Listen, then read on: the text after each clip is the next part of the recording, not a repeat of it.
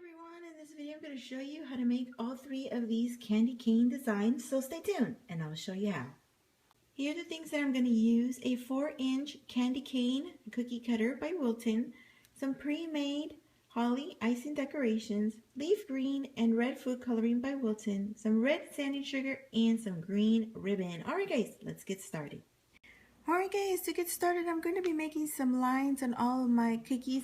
Not only will this make my lines a little bit more straighter, but it'll give me an equal thickness to both colors throughout the cookie. So what I found is that this Wilton, the small spatula, is the perfect thickness for this particular cookie. We'll be using an edible marker just to make my little lines, and you can choose how thick you want to start off your cookie, but I'm going to start off just a little bit like this, and I'm just going to run my line like that and do it like this as well, and that will be my white, red, and I'm going to put that there and make another line, make a space, and then this will be my red, and I have just enough for a little bit of white here. So also what I'm going to do is I'm going to mark an X on the ones that I'm going to color in red, so then I don't confuse myself when I start piping. So that's what I'm going to do. I do recommend doing that. It makes it a lot easier. So now I'm going to go ahead to the next step. Alright guys, so to get started with this design, I already started a little bit here so we can get the video moving, because I have a few designs that I want to show you. So what I'm going to be using here is a tip 14 in a pretty thick consistency. I'm going to be using that thick consistency for both the red and the white.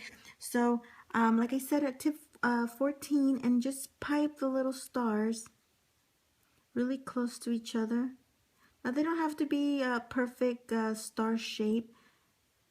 Because I want you to make sure that you cover all the little gaps in there. That way you don't see any of that brown underneath the beige from the cookie.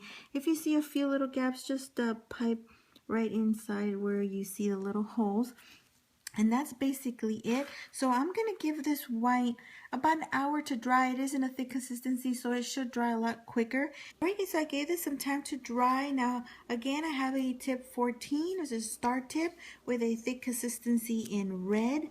And I'm going to do the same thing I did with the white, and that's just pipe the little stars in each of the empty spaces, and that's pretty much it. So I'm going to continue doing this, the remaining empty spaces.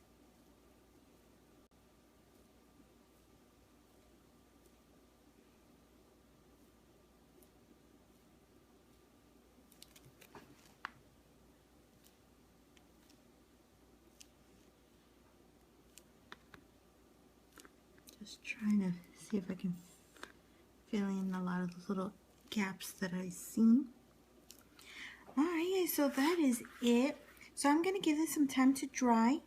Actually, what I'm going to do is I'm going to do my holly leaves and berries. Since I'm going to do it on the white, I don't really need to wait for that red to dry to continue on to the next step.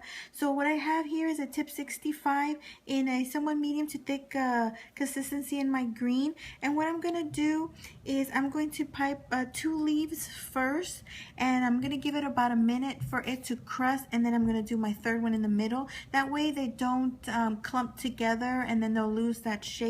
So again, this is a 65 leaf tip, and I'm just going to do 1 leaf at the top and 1 leaf at the bottom. The berries I will do later on as well, after the green has had some time to dry. So I'm going to carefully move this because remember, the red is still wet. I'm going to bring in the other one. I'm going to try to grab it by the white area. And since this one has had about a minute to dry, I'm going to do the other leaf right in the middle.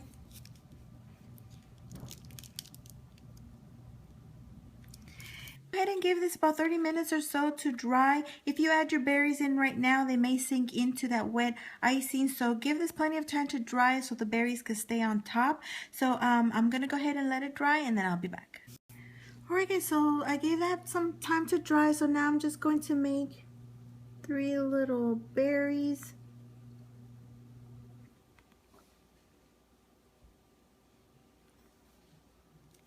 that'll be it for this cookie. So I'm going to give this some time to dry.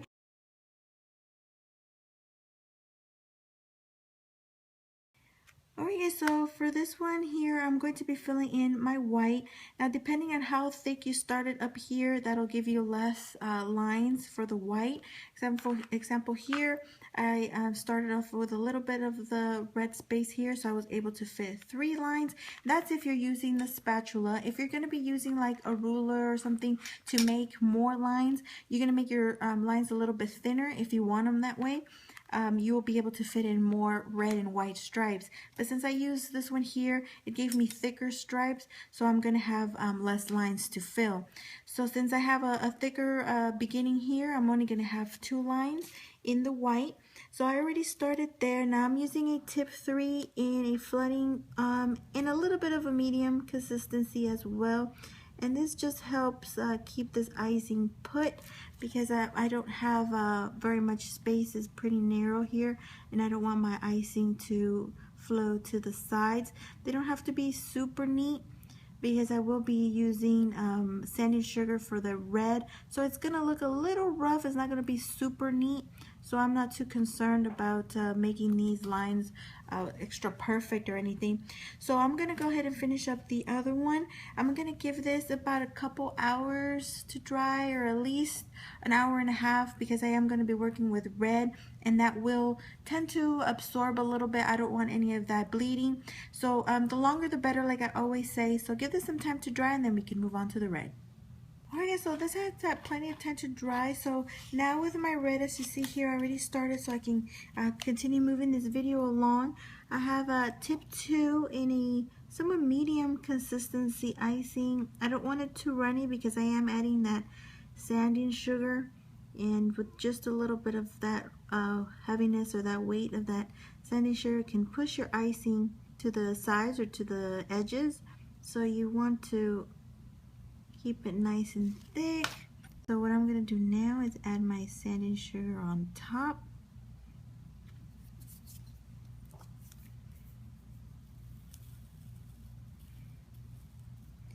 And you just do that to all your empty spaces that your red is supposed to go in.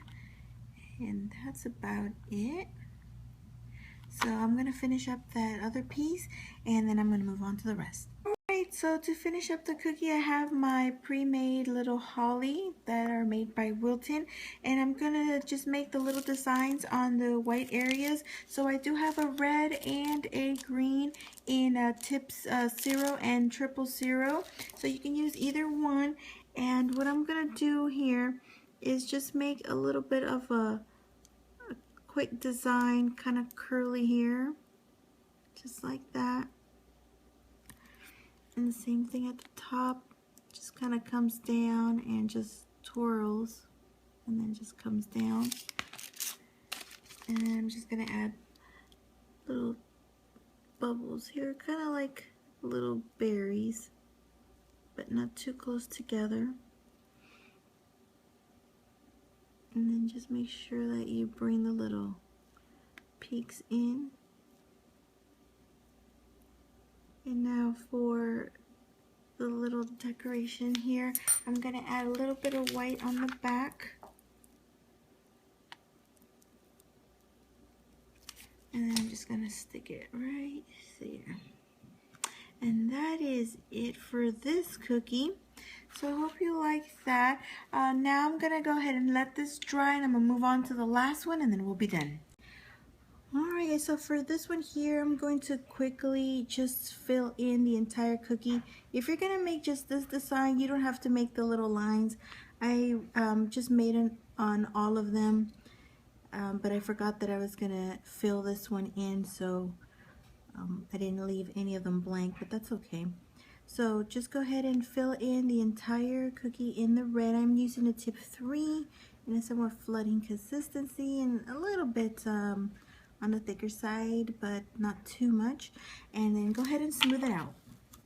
Alright, so after you've done smoothing the icing out, go ahead and give this about an hour and a half or so to dry. That way when you go in with your white stitches, it doesn't want to absorb any of that red. So I'm going to go and finish up the rest, and then we can move on to the next step. Alright, so I gave this some time to dry, so now I'm going to move on to the stitches. I already started on there.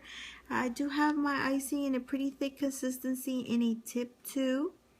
And all I'm going to do is just make little lines like this to make it look like stitches.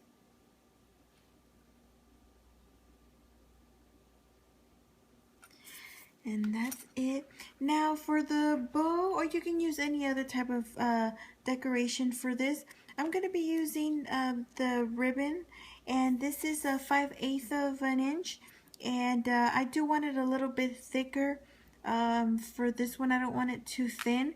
You could also use fondant if you like. I found this really nice bow mold from Martha Stewart, and I believe I got this either from AC Moore or Michael's, and I believe it came in a set of 2, but if I find a link for it on eBay or Amazon, I'll put it down below in the description box, but it's the perfect size for this cookie. But I'm going to be using my bow for this one, so I'm going to just put a little bit of some red icing on the back of the bow, and then I'm just going to tilt it a little bit like this, and then just attach it there, and I'm just going to leave it for it to dry, and that's what it's going to look like. So you can put it in any spot that you like. Maybe you want it a little bit more down below here in the center. Like I said, you can do it anywhere that you like. So anyways, that is it for this cookie. I think that will be all for the video. I'm gonna put them all together because that's pretty much it. Alright guys, so there you have it. I did add a little bit of disco dust with just the edible glitter, and I'll link it down below where you can find it on eBay. Thought I'd just jazz it up a little bit. So that's the one with the stars. Here's the one with the sand and sugar. Really neat as well. And then the more simpler one, the stitch one, which is really cute, simple, but yet still nice and decorative for the holidays. So I hope you like the top 3 choices that I have here. There are plenty of ways that you can make these, and you can also change the colors. They don't necessarily have to be red and white. So that is all for this video. I hope you enjoyed it. Don't forget to give it a thumbs up if you did. Subscribe if you haven't done so. Stay tuned for more. I hope you guys are having a fabulous holiday season, and I will talk to you soon.